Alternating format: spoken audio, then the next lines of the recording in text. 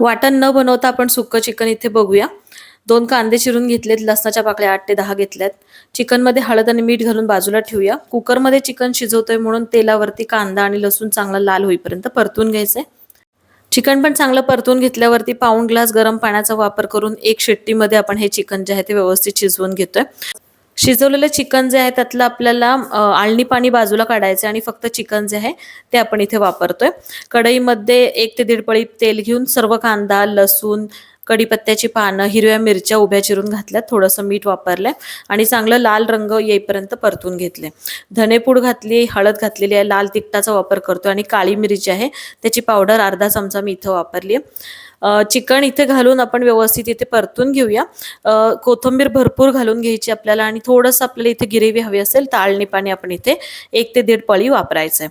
मस्त असं सुक्कं चिकन तयार आहे. डिटेल व्हिडिओ आपल्या चॅनलवरती आहे. धन्यवाद.